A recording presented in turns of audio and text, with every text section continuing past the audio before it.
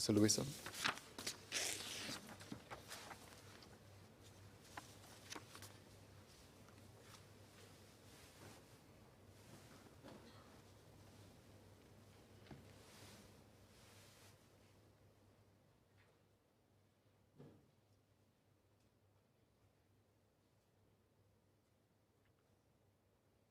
So I grew up watching Captain Planet and the Planeteers. Some of the younger members in this house will have no idea what I'm talking about. It was a cartoon series about protecting our planet. I loved it. This is how the opening went. Quote, "Our world is in peril. Gaia, the spirit of the earth, can no longer stand the terrible destruction plaguing our planet. She sends 5 magic rings to 5 special young people. Kwame from Africa with the power of earth. From North America, Wheeler with the power of fire. From the Soviet Union, yes, that's how old this cartoon is. Linka with the power of wind. From Asia, Guy with the power of water. And from South America, Mati with the power of heart. When the 5 powers combine, they summons Earth's greatest champion, Captain Planet," unquote. I also remember the show's catchy theme song. But I remember speakers' Facebook posts about not getting any ideas about singing in Parliament, so I shall not sing it. Plus, it's getting pretty late. Thank you. I also remember one sentence, something Captain Planet said over and over again. Quote, "The power is yours," unquote. As I shared in my opening speech, Singaporeans, more than ever, believe in Captain Planet's message. They believe the power to protect the planet is theirs. So they speak up and take action. That makes me optimistic. But our optimism must not take us away from our urgency. Greenhouse gas emissions reached a new high in 2019. The Paris Agreement aims to cap this century's temperature increase at 1.5 degrees Celsius. But instead, we're on track for 3 degrees Celsius change. We're hurtling towards extreme climate change, and we must urgently change course. The government must help by deepening and accelerating our efforts against climate change. So in summary, the GPC for Sustainability and the Environment is calling for 1. Post-COVID, increase the carbon tax quantum and regularize future reviews. 2. Professionalize the carbon accounting and reporting industry. 3. Incorporate sustainability into the Industry Transformation Map scheme or have an ITM for the sustainability sector. 4. Enhance the public sector taking the lead in environmental sustainability initiative with higher and expanded standards. 5. Introduce rules and incentives to promote the building of publicly accessible charging points by private developers. 6. Revise the Green Mark scheme to increase standards on carbon intensiveness. 7. Expand climate education in school curricula. 8. Introduce data sharing mechanisms on clean energy technology and energy efficiency. 9. Increase public access to emissions data of top emitting private companies and public entities. And 10th and lastly, add climate defense as a 7th pillar of total defense in Singapore. These 10 recommendations will help us meet and, I believe, exceed our commitments under the Paris Climate Agreement. So many MPs have stepped forward today. All of them delivered passionate speeches. I will not be able to do justice to everyone's speeches, but let me summarize some themes of the proposals. The first theme is nature. Members stress the importance of protecting our natural carbon sinks. Ms. Rachel Ong shared the science about trees and alerted us that keeping existing trees is far more effective than planting new ones, though both are important steps. Mr. Dennis Tan asked for additional legal protections for secondary forests. Ms. Nadia Samdim, Professor Koh Lim Ping, and Ms. Rachel Ong rightly noted that our corals, our mangrove, and indeed our forests powerfully trap carbon and help us fight climate change. The 3 members also stressed the importance of helping Singaporeans learn and become more in touch with nature. This brings me to the second theme, education. Our youth are our future. For them, Ms. Nadia Samdim discussed installing sustainability as a core pillar of our education system. Education should also involve vocational training. Ms. Cheryl Chan suggested preparing young adults so they have the interests, skills, knowledge, and connections needed for the green sector. But education isn't just for the young. Mr. Christopher D'Souza discussed his exciting vision for Ulu Pandan as a nature surplus neighbourhood.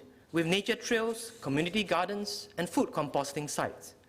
Ms. Hanny So painted a colourful portrait of her Woodgrove community and discussed how all Singaporeans could learn about sustainability through hands-on experience and convenient technologies. The third theme from today is incentives and regulation. In other words, carrots and sticks. All members proposed solutions that would limit carbon-intensive activities, but they also made sure to suggest ways to soften the impact and spark the economy. Mr. Don Wee discussed using carbon tax revenues to grow our industries and protect our households. Mr. James Lim similarly asked to give out a green dividend from our carbon tax revenues. Mr. Gantampo suggested sharing government data to help the private sector figure out where to build EV charging points. Mr. Jerogam asked to extend subsidies and support for petrochemical workers as the industry shrinks its global workforce. Mr. Leon Pereira proposed growing our green industry, particularly those dealing in professional services like environmental impact consulting and carbon trading verifications. Ms. Poli San suggested a circular financing system to help the construction industry adapt to tougher green mark standards.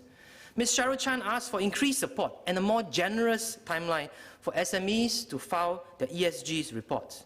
Mr. Louis Chua asked for greater reliance on solar energy and cited statistics to show how the clean energy sector can create good jobs for Singapore.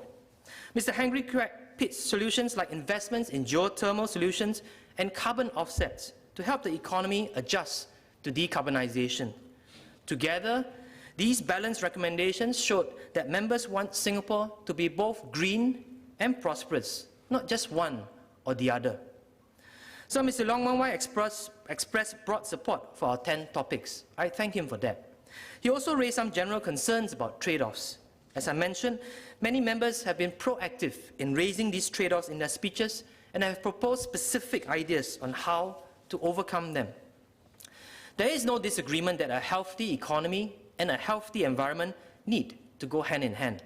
And I encourage Mr. Leong to continue sharing his ideas on how to manage these trade-offs.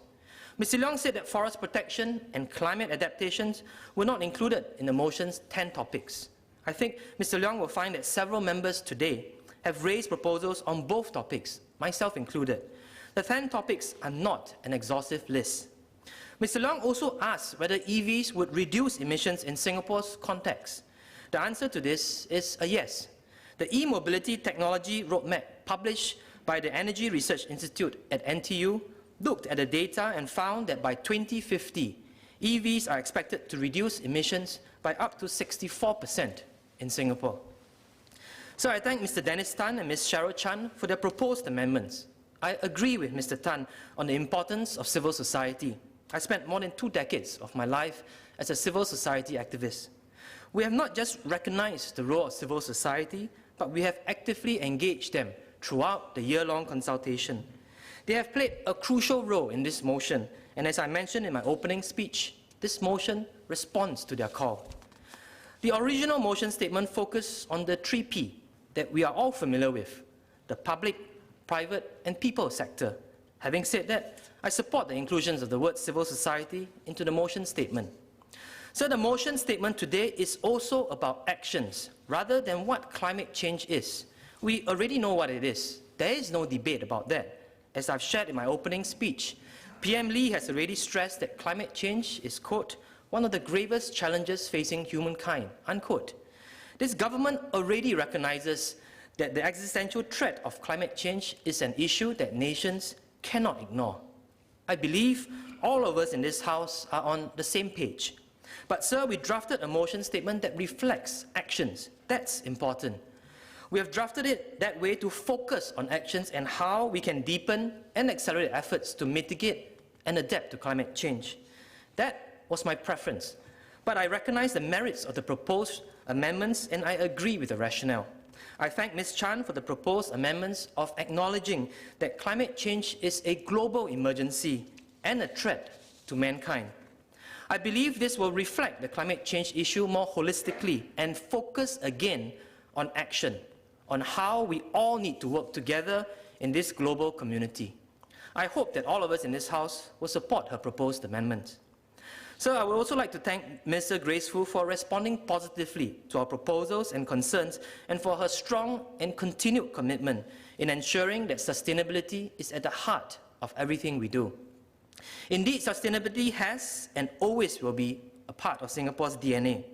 I thank Minister for sharing about our strong climate action plan today, but most importantly, the good news that we have a new Singapore Green Plan 2030.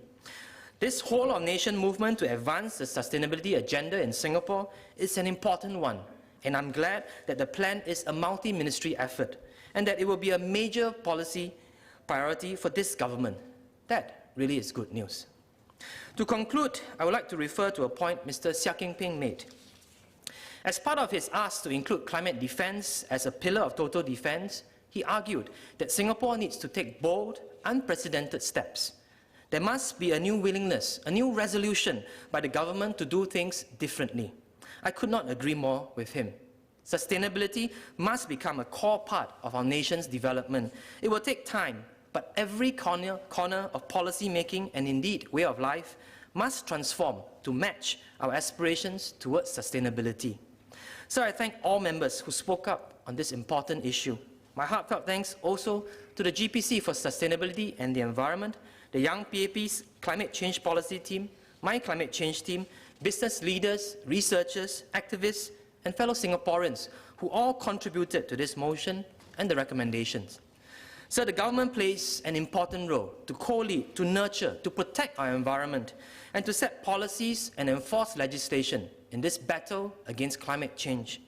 Each one of us in this global community also plays an important role, and by working together, this battle is strengthened, and this fight for our planet becomes stronger.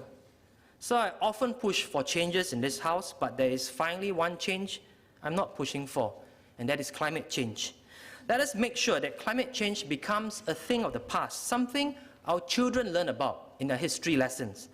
So the power is indeed ours. Let us change our mindset, our behaviors, and our policies to move the needle on climate change. Let us focus on action and deepen and accelerate efforts to mitigate and adapt to climate change and to embrace sustainability in the development of Singapore. Thank you.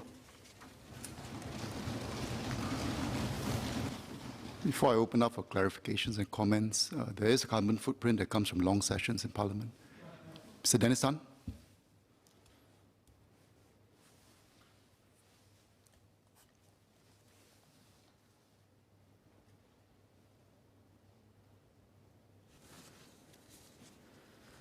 Thank you, Mr. Speaker.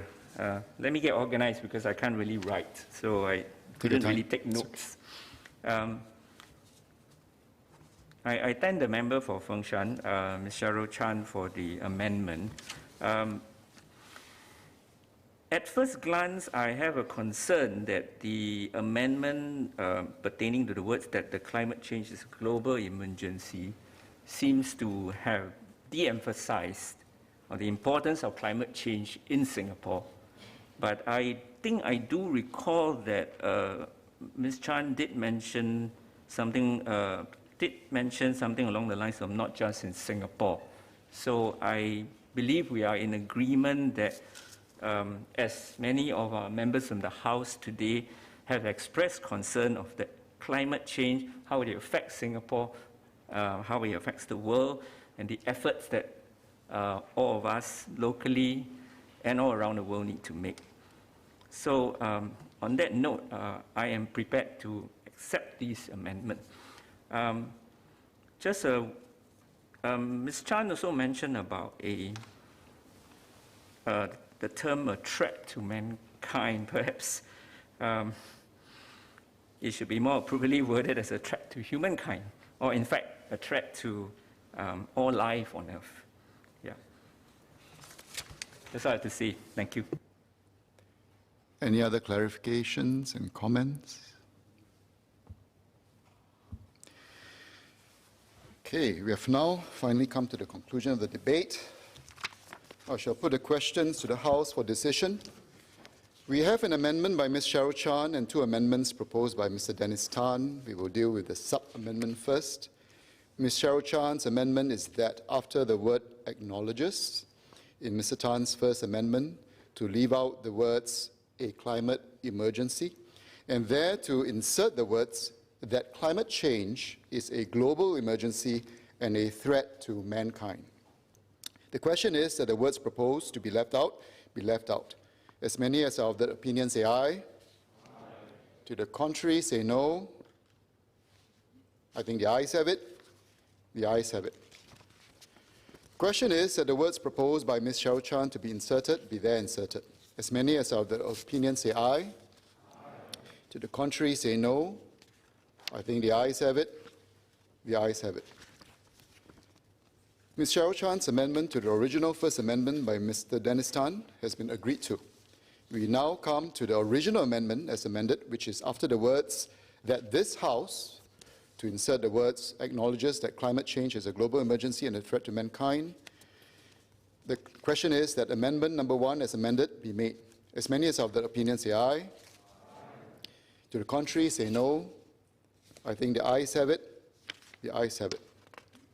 The second amendment is in line 2, after the words private sector, and insert a comma and the words civil society.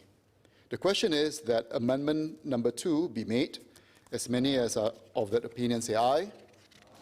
To the contrary, say no. I think the ayes have it. The ayes have it. The amendments have been agreed to. The original motion as amended is now before the House. The question is that the House acknowledges that climate change is a global emergency and a threat to mankind, and calls on the government, in partnership with the private sector, civil society, and the people of Singapore, to deepen and accelerate efforts to mitigate and adapt to climate change and to embrace sustainability in the development of Singapore. As many as are of the opinion say aye. Aye. To the contrary, say no. I think the ayes have it. The ayes have it. Leader.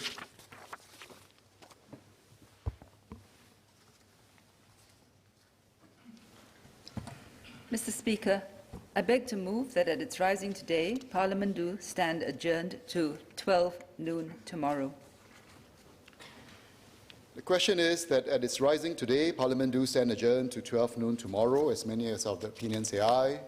Aye. To the contrary, say no. I think the ayes have it. The ayes have it. Mr. Speaker, I beg to move that Parliament do now adjourn. The question is that Parliament do now adjourn.